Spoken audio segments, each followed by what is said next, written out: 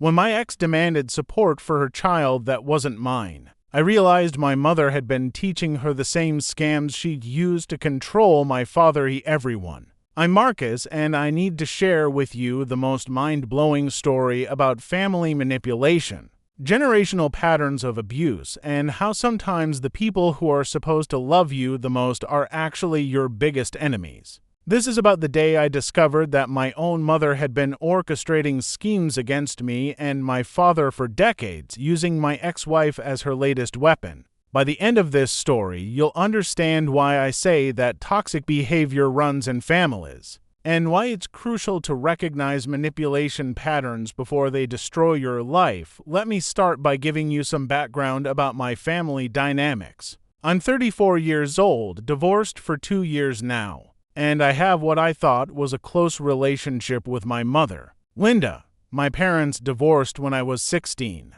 and my father basically disappeared from our lives afterward. My mother always told me that Dad was selfish, irresponsible, and had abandoned us for another woman. She painted herself as the victim who had sacrificed everything to raise me alone, and I believed her story completely. Growing up with just my mother, I developed what I now recognize as an unhealthy codependent relationship with her. She would constantly tell me how much she had given up for me, how hard it was to be a single mother, and how I was the only good man in her life. She was very involved in my relationships, always finding fault with the women I dated, and somehow convincing me that she was just looking out for my best interests. When I met my ex-wife Rachel 4 years ago, my mother's behavior toward her was initially mixed. Rachel was beautiful, intelligent, and came from a good family, so Mom couldn't find obvious flaws to point out. Instead, she took a different approach. She became overly friendly with Rachel, almost like she was trying to win her over or recruit her to her side.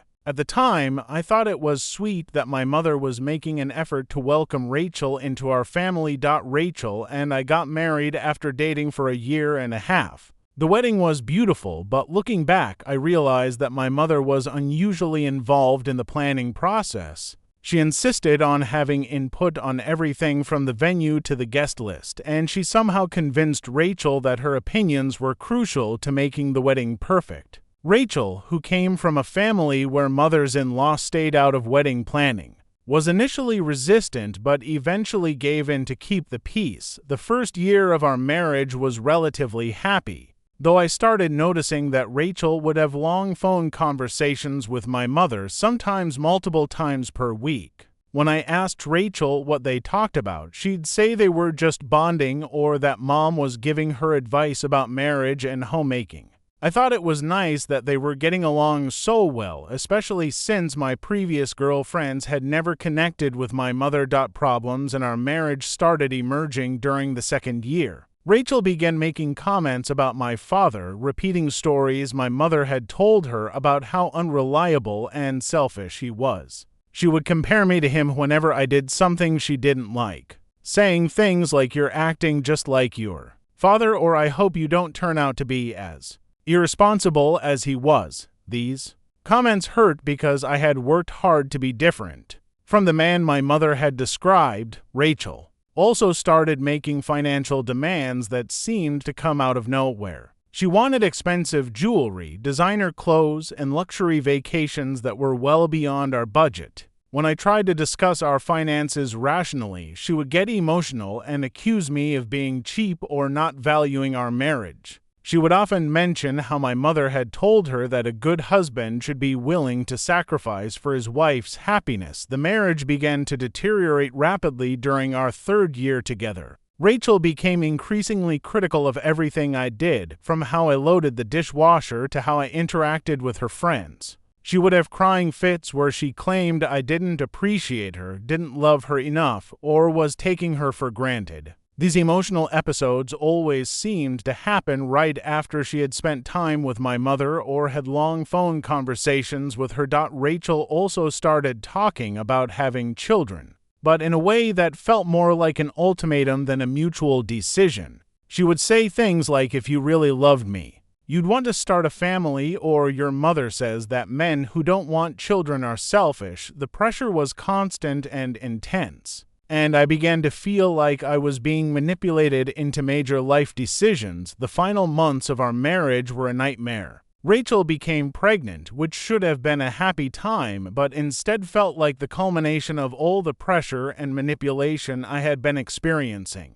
She used the pregnancy as leverage in every argument, claiming that stress was bad for the baby and that I needed to give in to whatever she wanted to protect our child during the pregnancy. Rachel's relationship with my mother became even closer. They would spend hours together shopping for baby items, planning the nursery, and discussing parenting strategies. I felt increasingly excluded from decisions about my own child, and whenever I tried to assert my opinions, both women would team up against me, claiming I was being difficult or unsupport.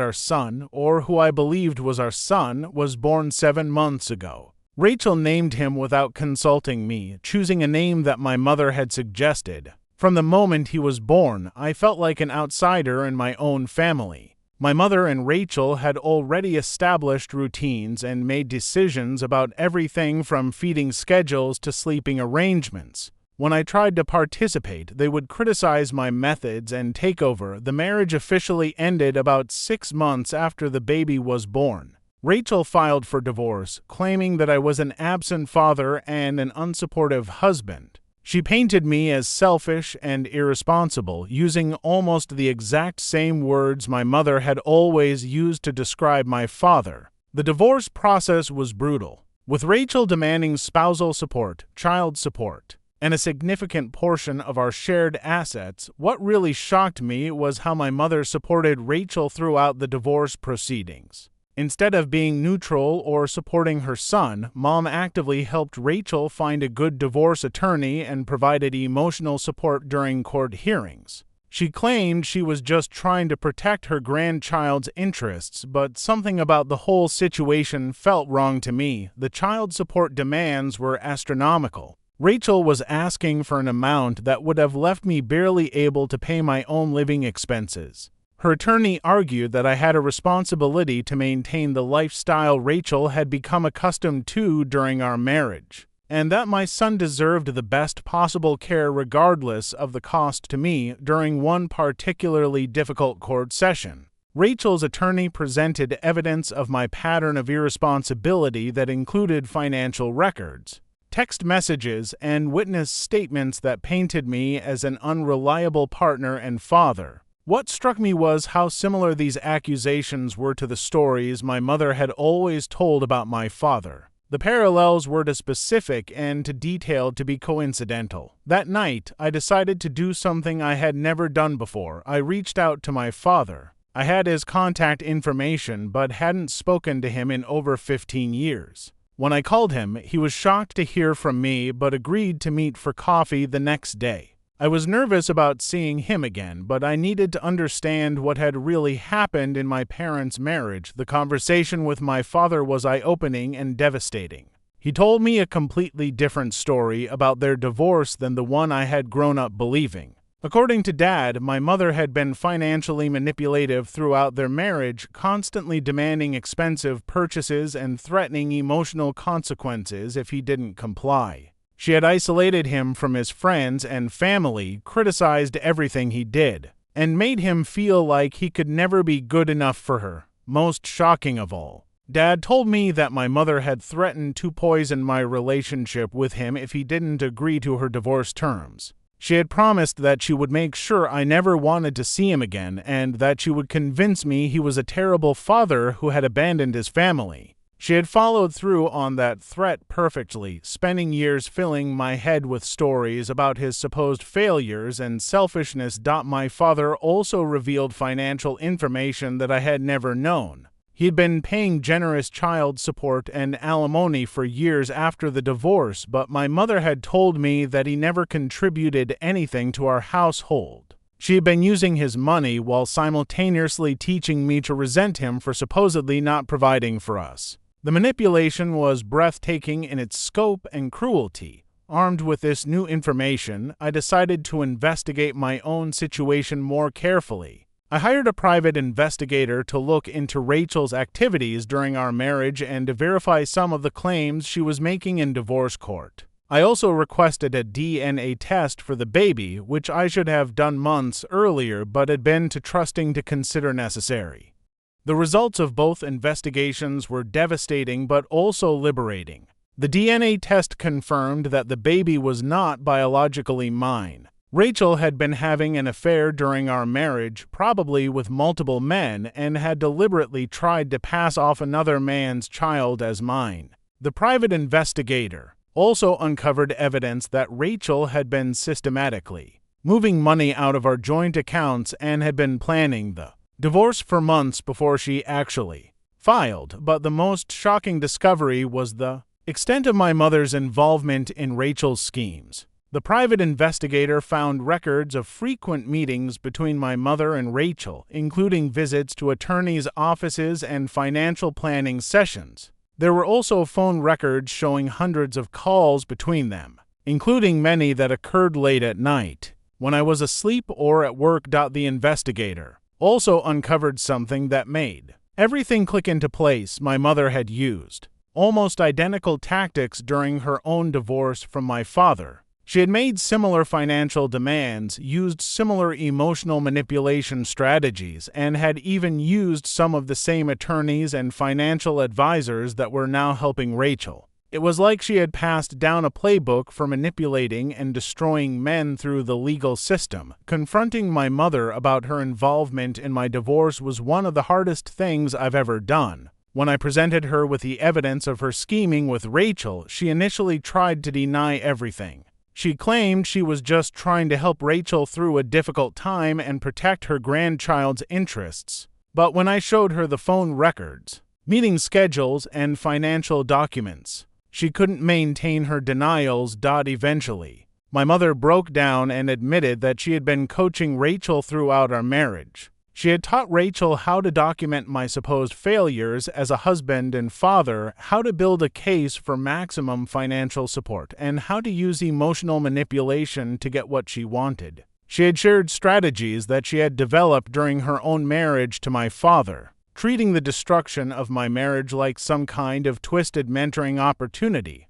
What hurt the most was discovering that my mother had never actually wanted me to have a successful marriage. She viewed my relationship with Rachel as competition for my attention and resources, and she preferred to keep me single and financially dependent on her approval. She had deliberately sabotaged my marriage while pretending to support it, all while positioning herself as the victim of circumstances beyond her control. The revelation about the baby's paternity gave me significant leverage in the divorce proceedings. Rachel's attorney tried to argue that I should still pay child support since I had acted as the father for several months, but my attorney successfully argued that Rachel's fraud invalidated any such claims. The court agreed that I had no financial responsibility for a child that wasn't mine and that I had been deceived about. Rachel's reaction to being exposed was predictable. She tried to blame everyone but herself.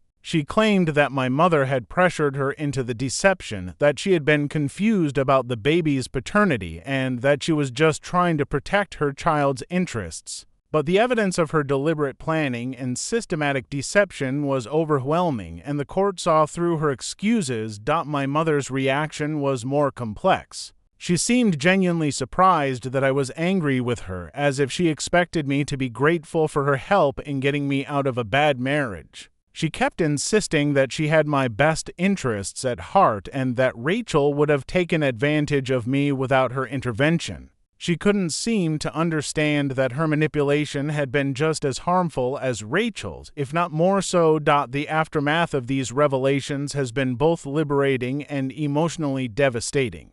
On one hand, I'm free from a fraudulent marriage and the financial obligations that would have destroyed my future. On the other hand, I've had to completely reevaluate my understanding of my family history and my relationship with my mother. The woman I thought had sacrificed everything for me had actually been manipulating me for decades. I've been in therapy for several months now, working through the trauma of discovering that my entire understanding of my family dynamics was based on lies. My therapist has helped me recognize the patterns of manipulation that both my mother and Rachel used, and how those patterns are often passed down through generations. She's also helped me understand that my father was likely a victim of the same tactics that were later used on me. Rebuilding my relationship with my father has been one of the positive outcomes of this terrible experience. We've been meeting regularly for coffee, and I'm slowly getting to know the man my mother taught me to hate. He's nothing like the selfish, irresponsible person she described. Instead, he's thoughtful, generous, and genuinely interested in rebuilding our relationship despite the years of separation. My father has been incredibly understanding about my situation. He doesn't pressure me to cut contact with my mother entirely, but he's helped me establish boundaries and recognize when she's trying to manipulate me. He's also shared stories about his own recovery from the emotional abuse he experienced during their marriage, which has helped me understand that healing is possible.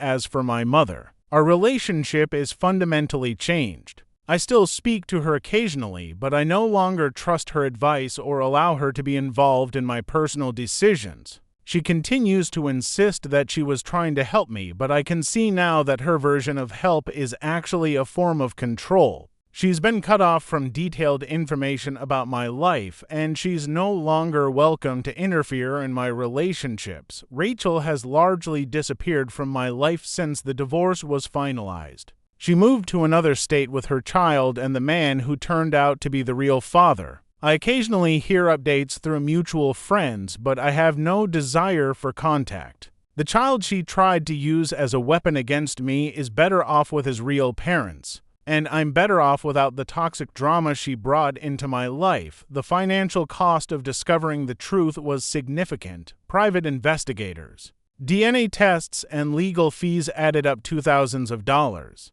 But it was worth every penny to escape the trap that had been set for me. If I hadn't investigated when I did, I would have spent the next 18 years paying for another man's child while being emotionally manipulated by the women who saw me as nothing more than a source of income and control. This experience has completely changed how I approach relationships. I'm much more cautious about introducing women to my mother, and I pay attention to red flags that I would have ignored before. I've learned to trust my instincts when something feels wrong, rather than allowing myself to be gaslit into ignoring obvious problems. I've also become more aware of generational patterns of dysfunction in families. My mother's behavior toward my father wasn't unique or spontaneous. It was part of a learned pattern of manipulation that she probably picked up from her own family. Understanding this doesn't excuse her actions, but it helps explain how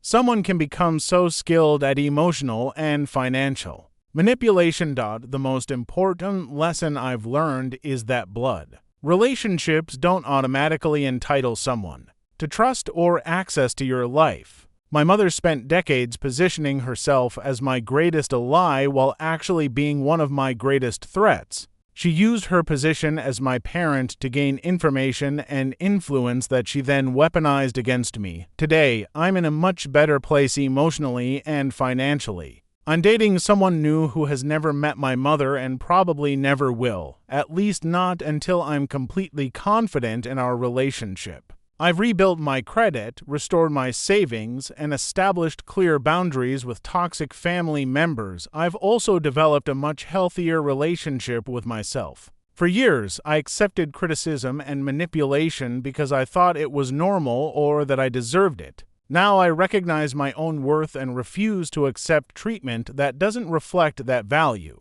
It's been liberating to realize that I don't need anyone else's approval to make decisions about my own life. The experience with Rachel and my mother taught me that some people view relationships as zero-sum games where someone has to lose for them to win. They can't conceive of partnerships based on mutual respect and shared goals because they've been trained to see every interaction as an opportunity to gain advantage over someone else. If there's one thing I want people to take from this story, it's the importance of trusting your instincts when something feels wrong in your relationships. The patterns of manipulation that my mother and Rachel used weren't subtle, I just wasn't trained to recognize them as red flags. They isolated me from other perspectives, made me doubt my own judgment, and convinced me that their unreasonable demands were normal relationship expectations. I also want people to understand that toxic behavior often runs in families, but it doesn't have to continue. My mother learned her manipulation tactics somewhere, probably from her own dysfunctional family relationships. But I don't have to pass those patterns on to future relationships or children. Breaking generational cycles of abuse and manipulation is possible, but it requires conscious effort and often professional help. Today, I'm grateful for the painful experience that opened my eyes to decades of manipulation and control. While it was devastating to learn the truth about my mother and my marriage, it also freed me from relationships that were slowly destroying my self-worth and financial stability. Sometimes the worst things that happen to us are actually the catalysts for the best changes in our lives, the most important relationship in my life now is the one I have with myself, something I never prioritized when I was busy trying to please manipulative people who were never going to be satisfied anyway. I've learned to value my own judgment, protect my own interests, and build relationships based on honesty rather than manipulation. My story isn't unique. There are countless people trapped in similar cycles of family manipulation and financial abuse. But it is possible to break free, even from patterns that have been established for decades. It takes courage to question relationships you've always accepted. And it takes strength to walk away from people who claim to love you but treat you badly. The truth really does set you free, even when it's painful to discover. I'm living proof that you can rebuild your life after discovering that everything you believed about your closest relationships was based on lies and manipulation.